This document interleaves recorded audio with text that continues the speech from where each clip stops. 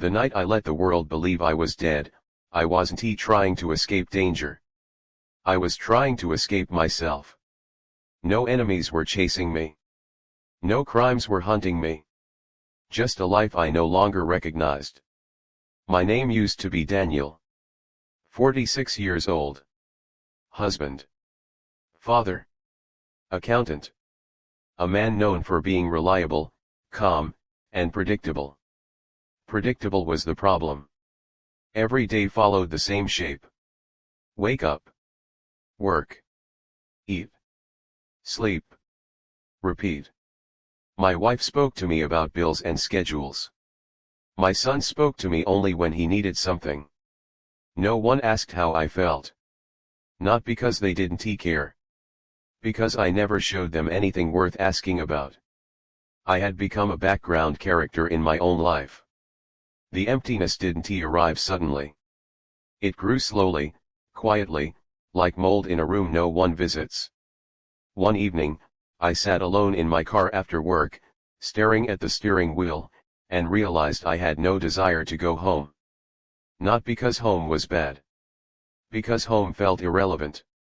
That scared me more than any argument ever could. My marriage wasn't broken. My family wasn't cruel. My life wasn't dramatic. It was just absent. I existed inside it without participating in it. My wife once said, "You're always here, but you're never really with us." I didn't know how to answer. Because she was right. I had stopped being present a long time ago. The idea of disappearing started as a thought experiment. What if I could just stop being Daniel? No expectations. No history. No emotional weight. Just silence. The thought didn't feel dangerous. It felt peaceful. I started planning quietly. Not like a criminal. Like a tired man. I chose a bridge outside the city. A place people rarely visited at night.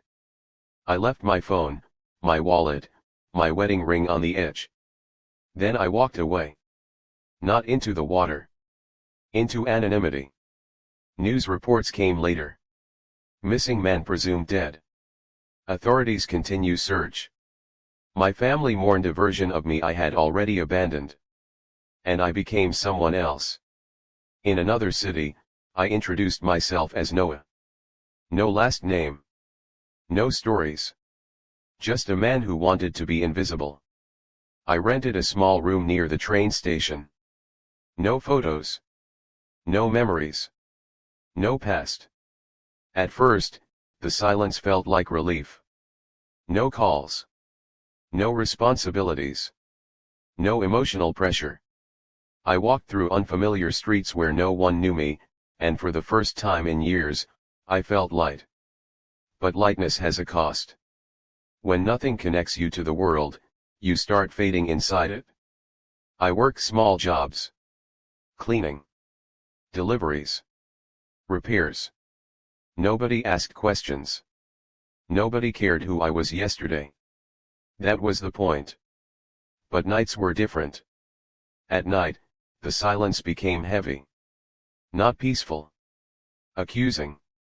Who are you now? What did you escape? What did you abandon? I told myself I had done the right thing. That my family would heal. That my absence would eventually become just a story.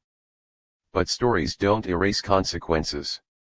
One evening, while sitting in a cheap diner, I saw a father helping his son with homework. The boy laughed. The man smiled. Something inside my chest tightened. Not jealousy. Regret. I hadn't left a bad life. I had left a real one. My son would grow up without me. My wife would learn to live without me. And I would live without myself. The strange thing was, I didn't miss my old life. I missed my place in it. I had erased my identity, but I hadn't created a new one. Noah wasn't a person. He was a shadow. A shadow doesn't feel pain. But it doesn't feel meaning either. One night, I dreamed of my son calling my name. Not Dad. Daniel. I woke up sweating. You can change your name. You can change your city. You can change your face. But your past doesn't disappear. It waits. And the longer it waits, the heavier it becomes. I had let the world believe I was dead. But the man I was trying to kill was still alive inside me. Living as Noah was easier than living as Daniel. Noah had no past. Noah had no expectations. Noah didn't disappoint anyone. Noah just existed. And existence without identity feels strangely safe. I worked wherever someone needed extra hands. Construction sites. Storage rooms. Night shifts at small factories. Nobody asked questions. Nobody cared where I came from. That anonymity felt like freedom. But freedom without connection turns into isolation. Days passed without meaning. I woke up, worked, ate alone, and went to sleep in the same small room with peeling paint and a window facing a brick wall. No photos. No memories. No reminders. That was the point. I had erased myself. But erasing your past doesn't erase your mind. At night, thoughts became louder. Not dramatic thoughts. Quiet ones. My son's voice. My wife's tired eyes. The version of myself I had abandoned. I told myself they were better without me.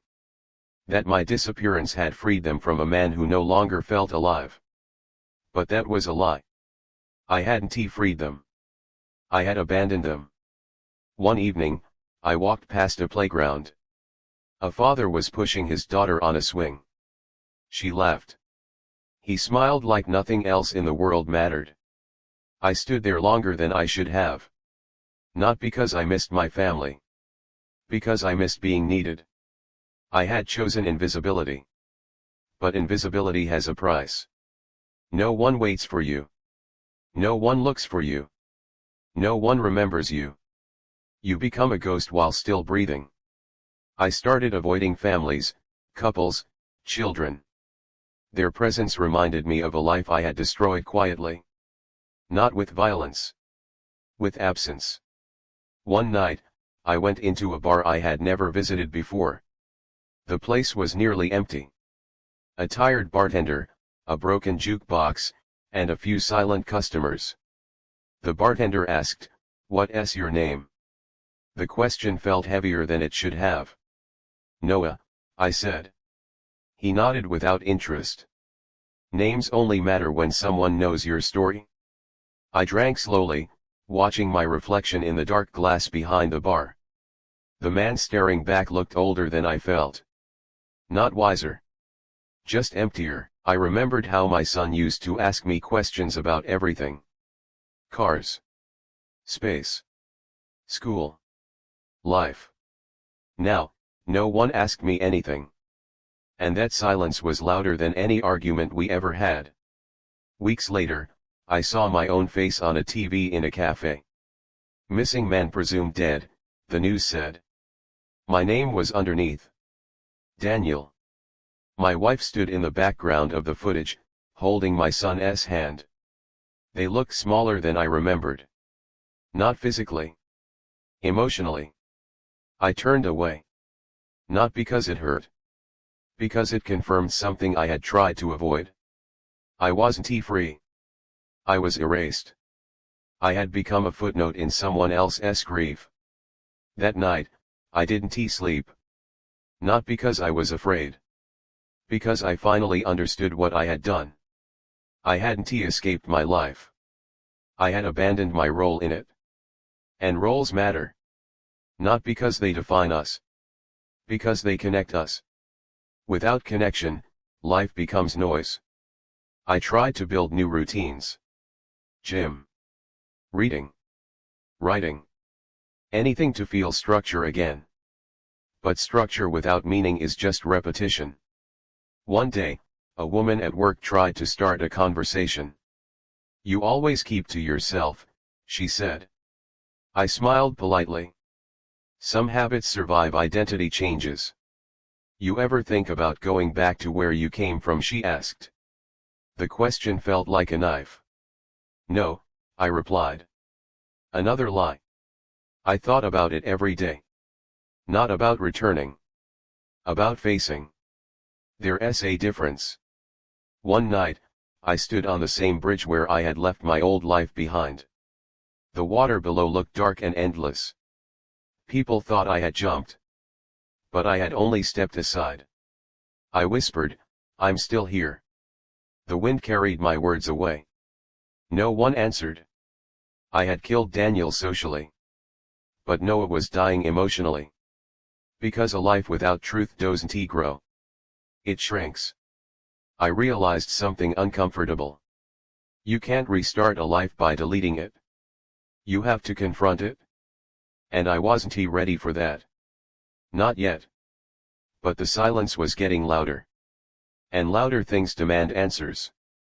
The silence eventually stopped feeling peaceful. It started feeling accusatory. Every morning, I woke up as Noah, but every night, I went to sleep as Daniel.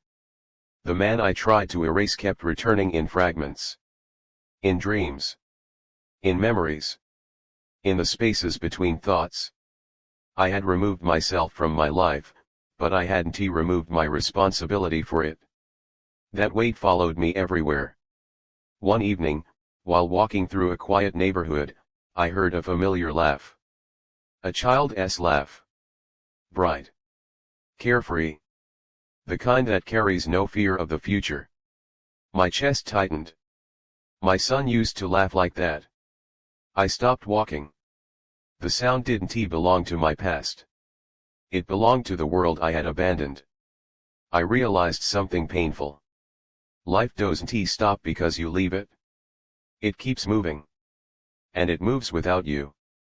I had imagined my disappearance as a form of freedom. No expectations. No roles. No emotional labor. But freedom without connection isn't freedom. It's isolation. And isolation doesn't heal you. It erodes you. I started writing again. Not stories. Confessions. Pages of everything I had never said to my wife. To my son. To myself. I didn't write to be forgiven. I wrote to be honest. I was afraid, I wrote. Not of you.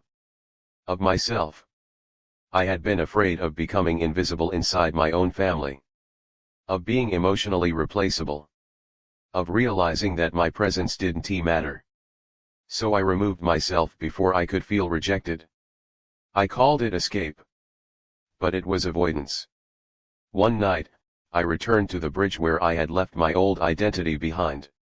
The same cold air. The same dark water. The same distant city lights. People thought I had died here. In a way, they were right. Daniel the husband. Daniel the father. Daniel the man with a place in the world. He had died. But death doesn't always bring peace.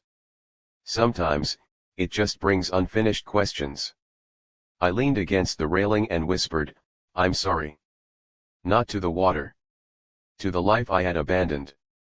Apologies don't fix absence. But they reveal regret. I realized something that night.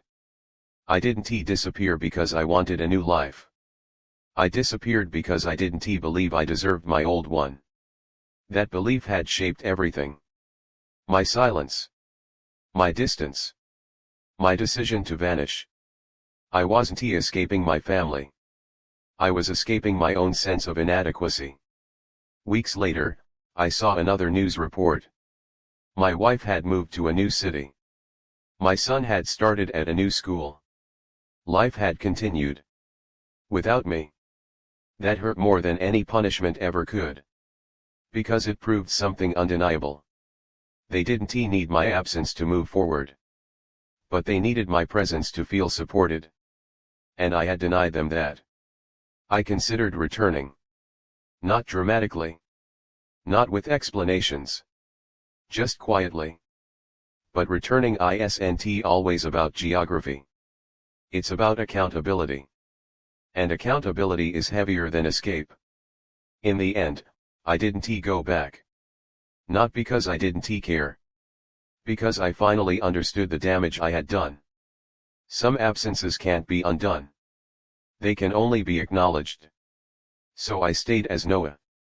Not as a new identity. As a reminder. A reminder of what happens when you choose disappearance over communication. I didn't rebuild my life into something extraordinary. I rebuilt it into something honest. I volunteered. I listened. I showed up for strangers in small, quiet ways. Not to replace my family. But to stop running from responsibility. I learned that being present isn't about location. It's about intention. And my intention had finally changed. Some nights, I still dream of my son calling my name. Not Dad. Daniel. And in those dreams, I answer. Not because I deserve forgiveness. Because I deserve truth. If you're listening to this, remember something important. Disappearing doesn't erase your pain. It multiplies it. Not just for you. For everyone you leave behind. I didn't fake my death to start a new life. I did it because I didn't know how to live the one I had. And that's the real tragedy. Not that I vanished, but that I believed vanishing was the only way to feel alive.